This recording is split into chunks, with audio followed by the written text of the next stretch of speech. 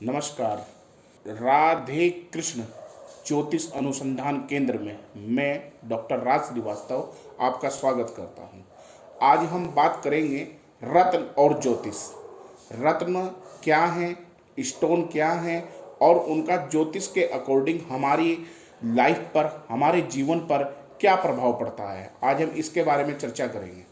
सबसे पहले हम बात करेंगे सूर्य ग्रह की, क्योंकि ज्योतिष में 9 ग्रह होते हैं और उन 9 ग्रहों में सूर्य ग्रह जो है वो पिता ग्रह बोला जाता है और पिता के कारक भी है। सूर्य ग्रह जो है हमारे जीवन में बहुत महत्वपूर्ण और बहुत ही एक इम्पोर्टेंस अपनी रखता है। अगर हमारी जन्म कुंडली में सूर्य ग्रह उच्च का है तो हमारे जीवन में सुख, ऐश्वर्य, धन, दौलत, यश, कीर्ति, मान, सम्मान और तमाम जीवन में जुड़े हुए हैं, चाहे वो भवन निर्माण हो, जीवन हो, चाहे वो संपत्ति से लेकर हो, चाहे वो किसी भी तरह का कोई भी सुख हो, वो हमारे जीवन में भरपूर मात्रा में हमें प्राप्त होता है। सूर्य हमारी कुंडली में अगर जातक लड़का है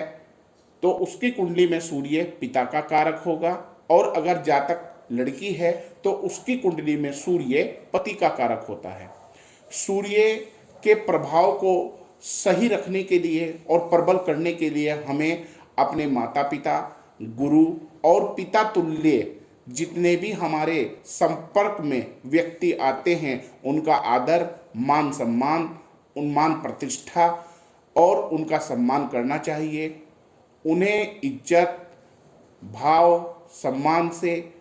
उनके साथ हमें अपना व्यवहार करना चाहिए। अगर हमारे व्यवहार में इस तरह से पिता के प्रति, माता के प्रति या गुरुजनों के प्रति व्यवहार में कोई बदलाव होता है, शिष्टाचार में कोई बदलाव होता है, हम उनका आदर नहीं करते हैं या उनका सम्मान नहीं करते हैं, तो हमारा सूर्य कहीं ना कहीं कमज़ोर है।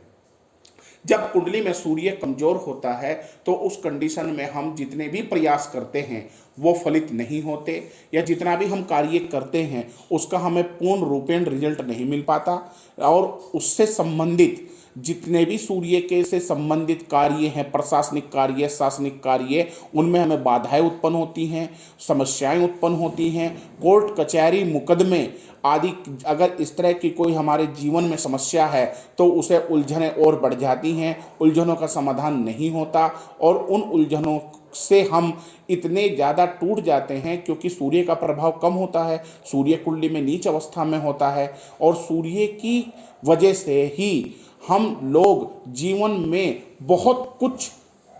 कुछ करना चाहते हैं लेकिन कुछ कर नहीं पाते। ये बात थी सूर्य ग्रह से एक जातक की कुंडली में। अगर यही ग्रह स्त्री की कुंडली में या किसी बालिका की कुंडली में होता, नीच का हो जाए, तो उसके दाम्पत्य जीवन पर विशेष प्रभाव पड़ता है,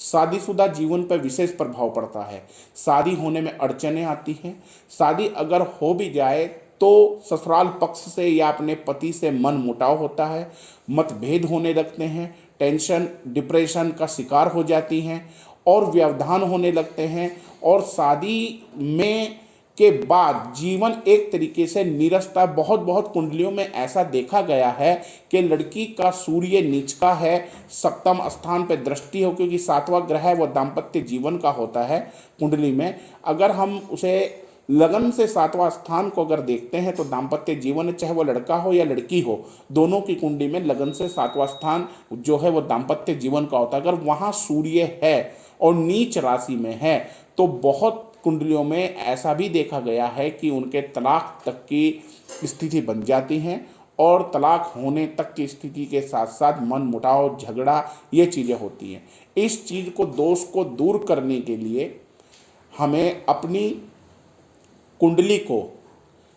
बनवाना, कुंडली को दिखाना और कुंडली के अनुसार उपाय करना बहुत ज़रूरी हो जाता है। अगर किसी के पास अपनी कुंडली नहीं है और वो कहता है कि मेरी कुंडली कैसे बने या मैं कुंडली कैसे बनवाऊं, तो अपनी जन्म तिथि, जन्म का समय और जन्म का स्थान उसे नोट कर लीजिए।